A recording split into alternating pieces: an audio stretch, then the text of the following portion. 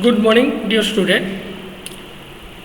If you want to know what is Ramachandra plot, how can I predict Ramachandra plot, or how can I predict the secondary structure through Ramachandra plot, then you should go through that PPT till end. So before jumping into Ramachandra plot or secondary structure, you should know about the double bond, which is a partial double bond character which is produced when peptide bond is formed. Okay, so during the peptide bond formation between C double O NH, what happened? Now due to delocalization of pi electron and resonance, what happened? You are getting two resonating structure. Okay, so that indicate that CN, the peptide bond, in one resonating structure the bond order is 1, in another resonating structure the bond order is 2. So what is the overall bond order? The total number of bond between C and N in all resonating structure divided by total resonating structure, that is 2 plus, in this case, in peptide bond case, that is 2 plus 1 divided by 2 resonating structure, that is 1.5. So it indicates that peptide bond is partial double bond character. Peptide bond is showing partial double bond character. And practically we also proved that one. How? Now if we measure CN single bond, it is 1.46 angstrom.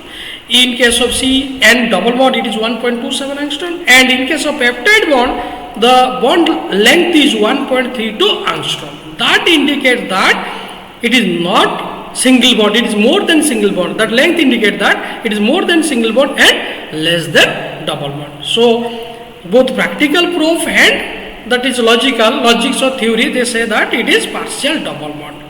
And due to the partial double bond character, the free rotation of amino acid is hindered or restricted. Up to certain angle, it can rotate, not the 360 degree. Okay, so it creates some angle due to the rotation, and though it is restricted, but it can rotate up to some extent. So that create angles. That angle is called as dihedral angle or torsional angle. So C alpha dihedral angle is psi, whereas NC alpha dihedral angle is pi, and CN or NC dihedral angle is omega. But these two important, these two, that is phi and psi, are important to predict the secondary structure. So here already I have drawn. So this is the psi angle, this is the omega angle, and this is the pi angle. So these two are important to predict secondary structure, and for that you have to take the help of Ramachandra plot.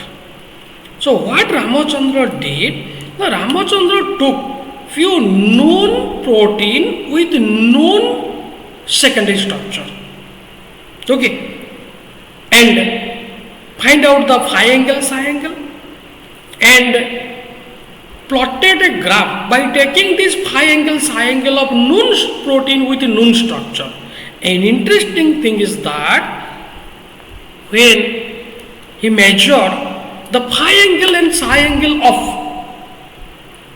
alpha left-handed protein, alpha helix left-handed protein, okay, what he got, see here, this is the quadrant, first quadrant, second quadrant, third quadrant, fourth quadrant, okay. So all the pi angle and psi falls in first quadrant, means positive. Okay, each spot indicates about phi, and second coordinate is psi, and both are positive. Similarly, when he took alpha helix right-handed, he got both phi and psi are negative. And when he observed or find out or measure the pi angle, psi angle of beta sheet, beta parallel sheet, beta anti-parallel sheet, or collagen type of triple helix, he came to know that pi angle is negative and psi angle is positive. And he could not get any known stable protein whose phi angle is positive and psi angle is negative. So this area, fourth quadrant, is called restricted area. So he plotted like that, and this is the table. From that you can get the concrete idea. So when phi positive, psi positive, it is alpha helix left-handed. When phi negative and psi is positive, it is beta parallel sheet or beta anti-parallel sheet or collagen type of helix, triple helix. When phi is negative and psi is negative, so it is alpha right-handed structure. But if practically you got some spot within fourth quadrant restricted area, definitely it indicates that it is unstable protein. That means it may be proline solution, it may be glycine or partially denatured protein, misfolded protein which are having instability, which are having high energy.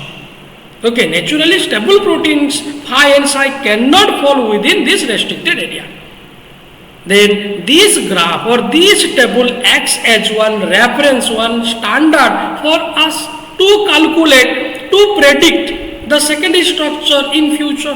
If unknown protein is given to you and you just measure the phi angle, psi angle and just compare with the standard.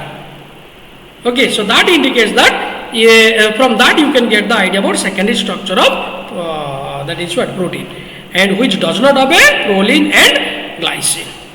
And already we have measured number of alpha helix and beta conformations phi and psi. We are getting, if it is negative, that is alpha helix right-handed. Okay, so beta sheets, so negative, positive, phi is negative, psi is positive.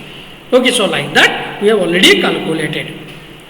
Okay, a number of things. So Ramachandra plot is acting as standard graph for us to predict the secondary structure of the unknown protein. Now I think you got the concrete idea about Ramachandra plot, and you can answer any question related to that Ramachandra plot by observing this PPT, I think. Okay, thank you.